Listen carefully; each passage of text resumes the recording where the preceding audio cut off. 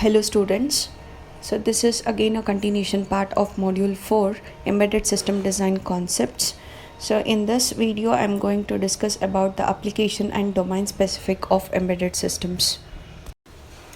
The topics that I am going to cover in this video are domain and application specific aspect of embedded systems with example. So here the example I've taken is a washing machine. So in detail we'll learn about this. So and nextly we'll know about the presence of embedded systems in automotive industry. So in that we'll learn about high speed electronic control units and low speed electronic control units employed in automotive applications. And also we learn about the controller area network, local interconnect network and media oriented system transport communication buses used in automotive applications. And lastly we'll know about the semiconductor chip providers, tools and platform providers and solution providers for automotive embedded applications.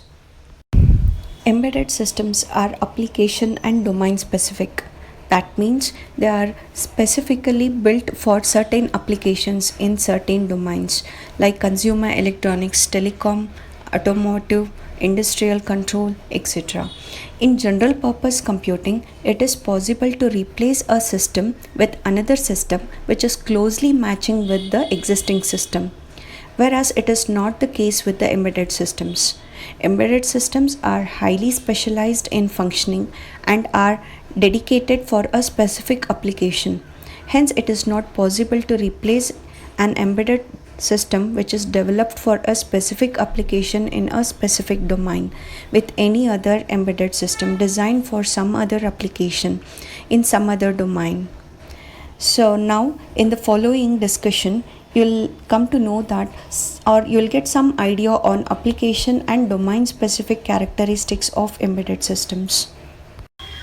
People experience the power of embedded systems and enjoy the features and comfort provided by them, but they are totally unaware or ignorant of the intelligent embedded players working behind the products providing enhanced features and comfort. Washing machine is a typical example of an embedded system providing extensive support in home automation applications. An embedded system contains sensors, actuators, control unit, and application specific user interfaces like keyboards, display units, etc. You can see all these components in a washing machine also if you have a closer look at it. Some of them are visible and some of them may be invisible to you. This figure shows a complete functional block diagram of a washing machine. The actuator part of washing machine consists of a motorized agitator, that means a motor to run the washing machine, a tumble tub, water drawing pump and inlet valve to control the flow of water into the unit. The sensor part consists of the water temperature sensor, level sensors, etc. The control part contains a microprocessor or a microcontroller based board with interfaces to these sensors and actuators. The sensor data is fed back to the control unit and control unit generates this necessary actuator outputs. The control unit also provides connectivity to user interfaces like keypad for setting the washing time, selecting the type of materials to be washed, whether it should be a light, medium, heavy, etc. So user feedback or whatever the display you can see on a display unit or on the LED connected to the control board. Washing machines comes in two modes: top loading washing machine and front loading washing machine. So here the figure shows you both the modes of washing machines. As I told you, washing machine comes in two models, namely top loading and front loading machines. So let us find what is the difference between these two models. So in top loading model, the agitator of the machine, that means the motor piece of the machine, twists back and forth and pulls the cloth down to the bottom of the tub. On reaching to the bottom of the tub, the clothes work their way back up to the top of the tub while the motor grabs them back again and repeats this mechanism. So here we can observe in top load, the clothes move vertically up and down, while in the front loading machines the clothes are tumbled and plunged into the water over and over again. So that means here the clothes will roll over and over, back and forth, and they get immersed into the water over and over again. This is what the first phase of washing machine. Usually any washing machines will have two tubs, inner tub and outer tub.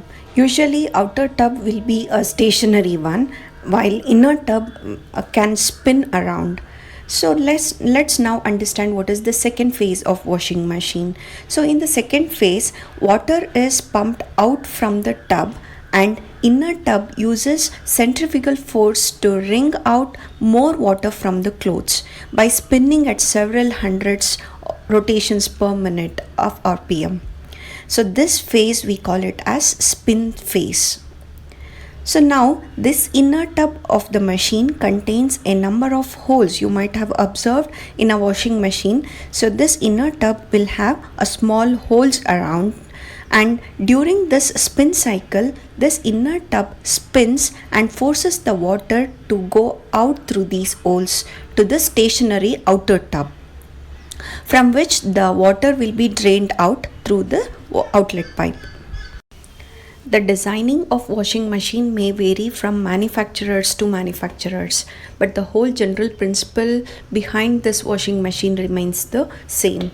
The basic control consists of any washing machines are a timer, cycle selector mechanism, water temperature selector, load size selector, and start button, while mechanism includes motor, transmission, clutch, pump, agitator, inner tub, outer tub, and water inlet valve. So this water inlet valve usually will be connected to a water supply line of your home and regulates the flow of water into the tub. This is what a figure of integrated control panel of a washing machine. This integrated control panel consists of a microprocessor or a controller based board with I/O interfaces and a control algorithm running in it. The input interface include keyboard, which consists of washing type selector, namely wash, spin and rinse, clothes type, namely light, medium, heavy duty, and washing time settings, etc. The outer interface consists of LED, LCD displays, status indication LEDs, etc. connected to I/O bus of the controller. It is to be noted that this interface may vary from manufacturer to manufacturer and model to model. It may not remain the same. The other types of I/O interfaces which are invisible to the users are different kinds of sensor interfaces, namely water temperature sensor, water level sensor, etc. and actuators interface including motor control for agitator and tub movement control, inlet water flow control, etc. So till now we have learnt about application specific embedded system. In that we have in detail learnt about an example of a washing machine. So next we'll learn about a domain specific embedded system. So in that we'll concentrate on automotive applications. The major application domains of embedded systems are consumer, industrial, automotive, telecom, etc. This telecom and automotive industry holds a very big market share. Figure below in the next slide gives you an overview of various types of electronic control units employed in automotive applications. So this figure gives you an overview of various types of electronic control units employed in automotive applications. Now we'll know about inner working of automotive embedded systems. Automotive embedded systems are the one where electronics take control over mechanical systems. The presence of this automotive embedded system in any vehicles varies from a simple mirror and or a wiper controller to a complex airbag controller and anti-lock braking systems. Automotive embedded systems are normally built around a microcontrollers or DSPs or the combination of both. We call this as electronic control units, ECUs. The number of these embedded systems in any ordinary vehicle, if you calculate, there will be around 20 to 40. Whereas if you take in our luxury vehicles, so there will like Mercedes and BMW, it may contain 75 to 100 number of embedded controllers. Government regulations on fuel economy, environmental factors, and emission standards, and increasing customer demands on safety, comfort, and infotainment means something like a documentary which forces the automotive manufacturers to opt for sophisticated embedded control units within the vehicle. The first embedded system used in automotive application was microprocessor based fuel injection system introduced by Volkswagen 1600 in 1968. The various types of electronic control units used in automotive embedded industry can be broadly classified into two. They are high-speed embedded control units and low-speed embedded control units. So first we'll discuss about high-speed electronic control units. So these units are deployed in critical control units. That means they make use in some critical control units which requires a fast response. They include fuel injection systems, anti-lock braking systems, engine control, electronic throttle, steering controls, transmission control unit, and central control units. So you can observe here all these control units which are a critical control units and which requires a very fast response. So next, coming to low speed electronic control units. So these units make use in applications where response time is not so critical.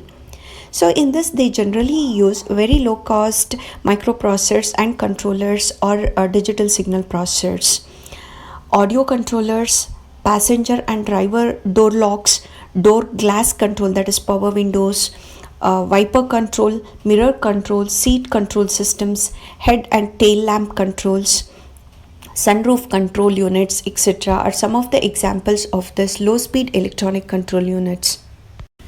So next we'll know about automotive communication buses. Automotive applications make use of serial buses for their communication because they greatly reduce the amount of wiring required inside a vehicle.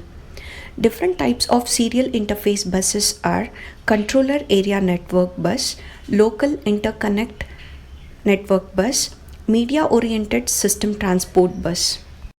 So now we'll have an overview of different types of serial interface buses deployed in automotive embedded applications. So in that first one we have control area network CAN bus.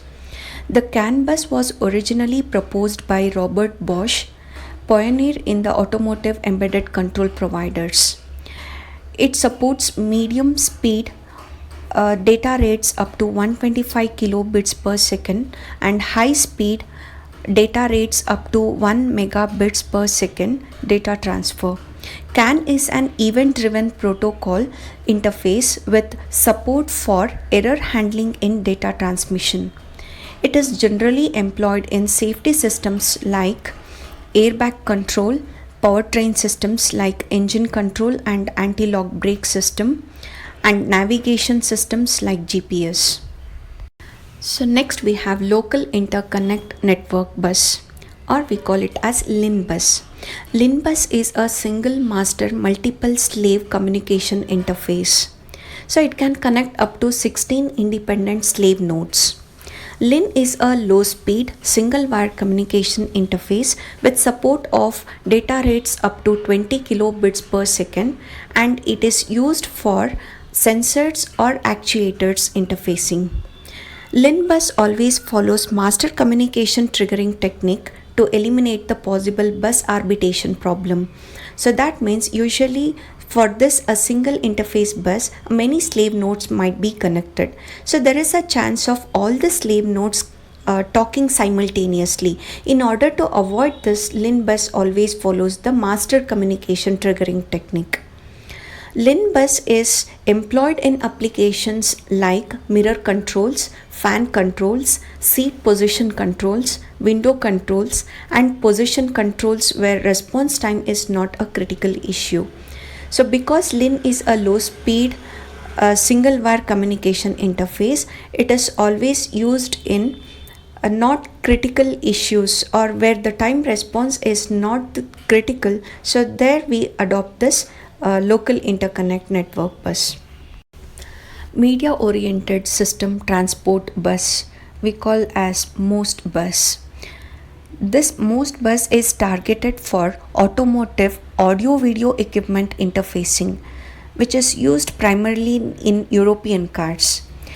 A MOST bus is a multimedia fiber optic point to point network implemented either in a star, ring, or daisy chained topology over optical fiber cables.